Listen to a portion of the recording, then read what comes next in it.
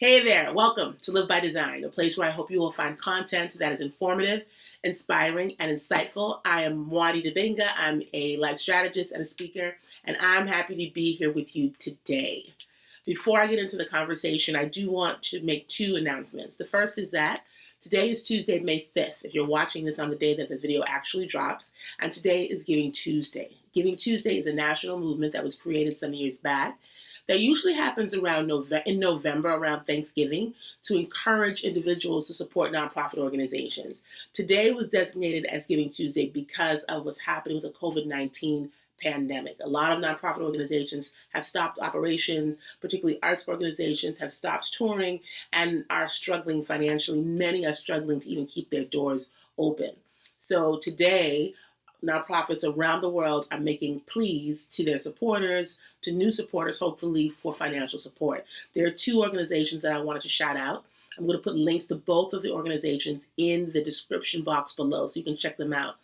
The first is Origination Cultural Arts Center, founded in 1994, 26 years ago, by Sheila Dibinga and Muadi Dibinga, my sisters. It's an arts organization that's based in Boston that provides high-quality dance, theater, performing arts, professional development, leadership development to young people between the ages of 2 and 18, boys and girls. The organization serves approximately 300 young people on site at its Boston location every year, and an additional 4,500 young people throughout the U.S. and around the globe through its touring programs, community outreach programs, special production programs. It's a phenomenal organization. Young people who have gone through that program are doing amazing things right now out in this world. So I hope you will consider supporting Origination. The second organization is Complexions Contemporary Ballet, also founded in 1994, 26 years ago, by Dwight Rhoden and Desmond Richardson, two master choreographers, master teachers, master performers. I mean, they're icons in the dance world. Over the last 26 years, I've had the privilege of volunteering for that organization, and they are, in my estimation, the best contemporary ballet company on the planet right now, and have been for quite some time. The work is phenomenal. The artistry of the dancers, the messaging, the high level, the quality of the work is beyond words that I could even capture. I have been working with that organization since its inception, and it's been a labor of love because of how inspired I always am, just by watching the work and being part of observing the creative process. It's amazing. So again, Origination Cultural Arts Center, Complexions Contemporary Ballet, links to both of those organizations are in the description box below. Please, if you're able to, any donation of any amount would be greatly appreciated. My second announcement is that I'm really excited that I will be hosting my Discover Your Purpose, Unleash Your Power workshop online, live, on Zoom, on July 25th from 9:30 a.m. to 12:30 p.m. Also a link below. This is my favorite workshop because it is the space where I provide all of the resources, the information, the tools that I use to heal myself from some destructive, self-limiting behavior and habits that have helped me get to this place where I'm really, really enjoying my life and just living it in a way that feels really good, very authentic, very open, and I'm really happy to be on this planet, which was not always the case. And it's going to be live on Zoom, and I think that if you are somebody who is looking for a way to just come up higher in your life, find your purpose, start to live your authentic life, and from a place of truth and honesty and just joy most of the time, this is a workshop for you. So I will be talking more about the workshop as the date approaches. But again, the link is in the description box below. So go ahead and check it out. Hopefully I'll see you there. All right. So let's get into our conversation. One of the things that I often talk about here and just out in the world is that we have to if you want to have a peaceful life or have more peace, and if you want to have less drama in your life, you've got to develop the discipline to hold back and not react to every single invitation to a drama party that comes your way. Back in the day, before I started to get myself together, it took the slightest little comment from somebody else of disapproval or of nastiness or whatever had me going off. Like, I was somebody who, I'm very intuitive and I have the gift of gab. And so I would hear something or I'd be triggered by something, and immediately I would just have to go off. I didn't want anybody to take advantage of me. I didn't want anybody to ever think that they got over on me. So anytime there was an upset, Muadi was there. Boom, boom, boom. And sometimes I would be defending myself or defending other people. And in the moment, I would feel powerful. In the moment, I would feel like, yeah, I got them. They didn't get over on me. And who do they think they are? But then oftentimes, particularly as I got older, after I would calm down, I would either feel regretful, I would feel maybe sometimes embarrassed or, dragging people through the mud, or just not feeling good about that. And it would take me a long time to sort of come down off of that high, that rush of energy and the anger from the attack or, getting involved with these kind of conversations, that it ended up wasting my time. So not only was there the insult, but there was a response to the insult that I would find myself spending so much time on that I wasn't taking care of myself and doing my own stuff. And I often felt just depleted and generally just didn't feel good after those kinds of incidents. So as I got older, one of the things I continue to work on is to not be so reactionary when I hear something that sounds like a personal insult or a personal attack. I try, if it's coming from somebody who I care about, to give people the benefit of the doubt so that I'm not, rushing to judgment and just going off all the time. I do my best if it's somebody that I'm not close to just, go on about my business and ignore them. It's more challenging for me when I feel that somebody in my family is being attacked or criticized. I do still feel that need to defend, and I'm working on it. I'm still going to defend them. But, I'm not as reactionary as I used to be. But when it comes to people saying stuff about me per se or, whatever, I'm like, it's all good. And I've really benefited from that. And I've really just feel so much better when I'm able to activate that level of discipline. Recently, there was a really public example of what it looks like to be that person who can, in the face of being criticized, being judged, just take the high road and exhibit a level of unbotheredness that I feel should be put in the Guinness Book of World Records. A couple of weeks back, the Grammys decided that they were going to honor Prince. I don't know, it took them 4 years to make that decision. Man's been gone for 4 years. I would have thought that Grammy tribute would have happened earlier, but better late than never. And Sheila E., a percussionist who has a career that began in the early 80s, 81, 82, part of a musical family. Peter Escovedo's her father, one of the greatest percussionists of all time. Prince collaborator, formerly romantically attached to him, longtime a friend of Prince, was tapped to be the musical director. She got a lot of the acts together. She performed most of the songs, all of the songs on the program that night were either performed by Prince and written by Prince or just written by Prince. So I didn't watch the whole thing. These days, I don't really watch award shows or those type of shows. I wait to hear the reviews, and then I go on YouTube and I just pick out what I want to watch, just because that's how I do things these days. So I caught her performance. I always catch her performance because the woman's bad. She's just up there. At any event, the day after the performance, another entertainer who had an association with Prince by the name of Apollonia Cartero wrote a Facebook post about Sheila E. and pretty much dragged her. Now, Apollonia was the co-star with Prince in Purple Rain, which came out, I think, in 83, 84, back when I was in high school. According to her, was a longtime collaborator of Prince. I don't know what else she's done. I didn't follow her career. I don't know what else she's done. So, but according to her, her fans, she's had a career in as an artist. I don't follow her career. I don't know what she's done. But I will say this: I like the movie. I saw Purple Rain 13 times. I came out when I was younger, so I know who she is. And I was surprised by the post because anybody who knows Prince or knows of Prince, I didn't know him personally, but I followed his music and I listened to a lot of interviews. He, particularly in the latter years of his life, was really about spreading love, togetherness. He had a foundation called Love for One Another, did a lot of charity work, was an activist, and was always promoting love, consciousness. He was somebody who believed in God and really promoted love and just people being kind to one another.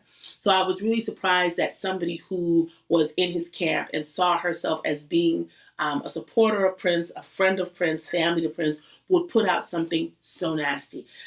She put out a Facebook post the day after the Grammys or sometime thereafter. I saw it because it came up on my feed, and I went back and I read it, and it was horrible. She dragged Sheila E. by the ankles, called her an opportunist, said that she was profiting off of Prince, and that she had records and receipts and emails from Prince to show, that he didn't hold Sheila E. in high favor, and that she was going to use, show all these emails in her memoirs.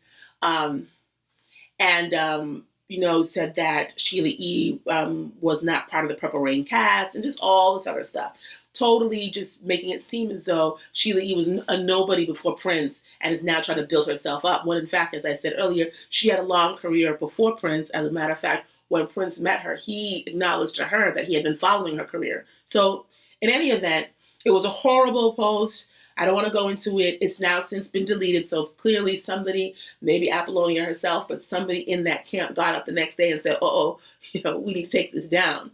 In any event, I wasn't so much concerned about what she wrote. I was looking for Sheila E.'s response, because Sheila E. is somebody whose career that I have followed, and I like the work that she's doing. I like the work that she does with charity. I like the work that she does in empowering young women in particular. And so I was waiting for her response, because I thought it would be very interesting, and I thought it would be very telling.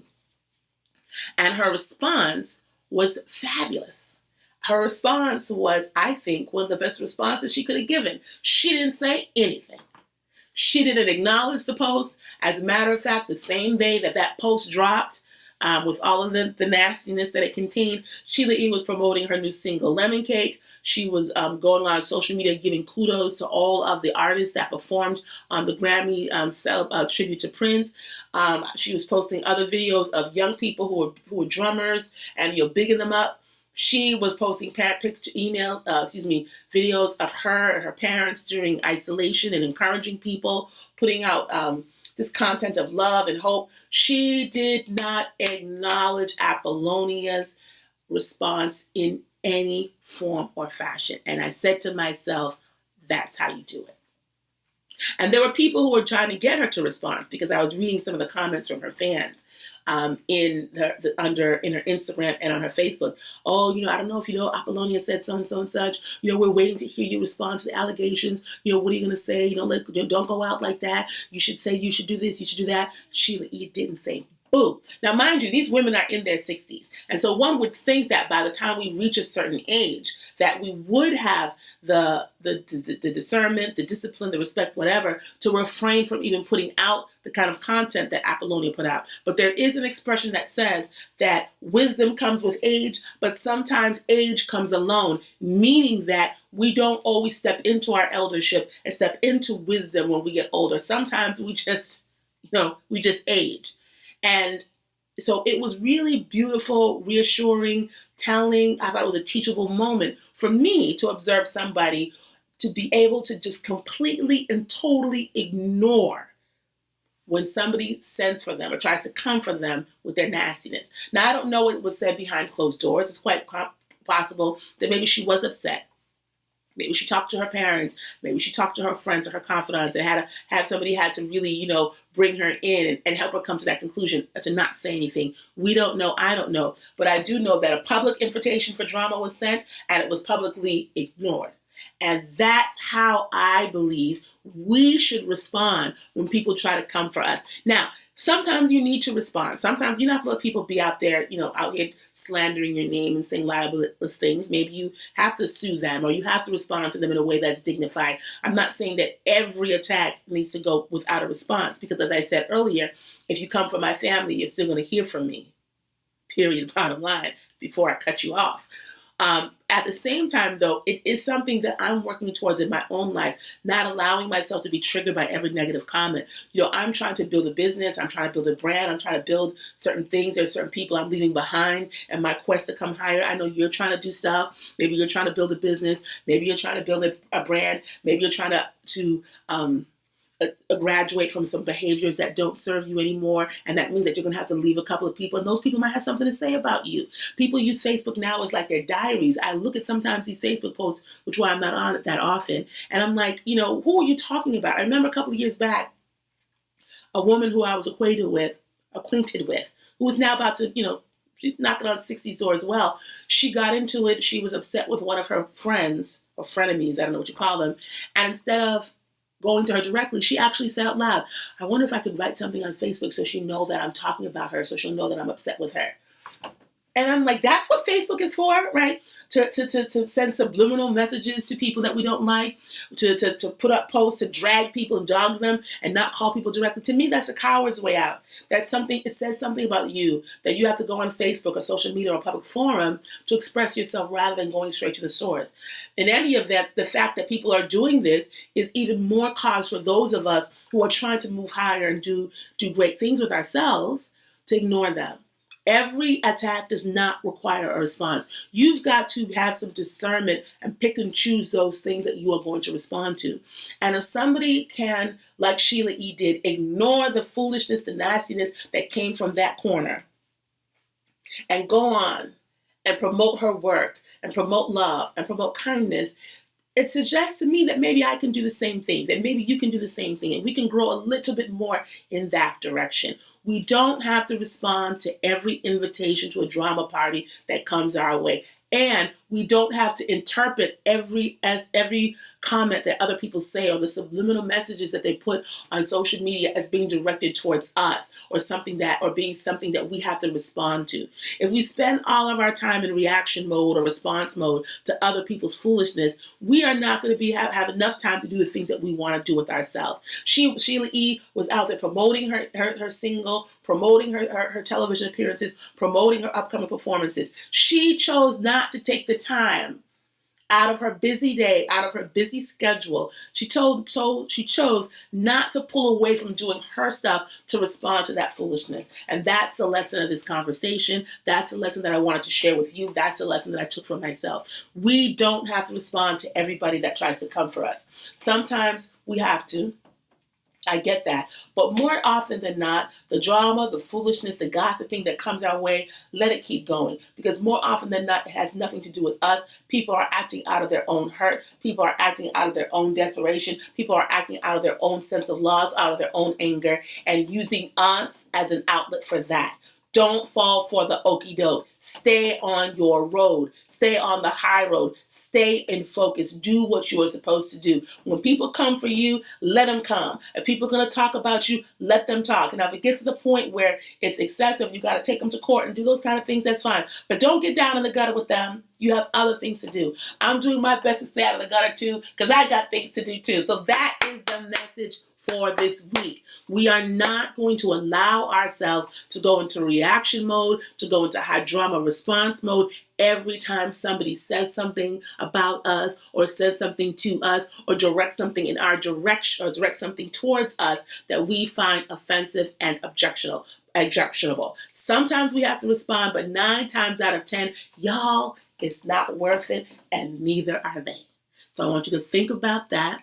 I hope that you have a great, great week. Stay above the fray. Stay above the drama. Don't let folks drag you down. You have a high calling on your life. I got a high calling on their life. They got a calling on their life too, but they're choosing not to answer it. We're trying to answer the call. And we can't answer the call of greatness if we're also responding to the call of pettiness. All right? That's it. Have a great week. Take care of yourself. Take care of the people that you love. Look in the description box below for the organizations that I would love for you to support. Look in the description box below for my workshop that's coming up, and take good care. Bye.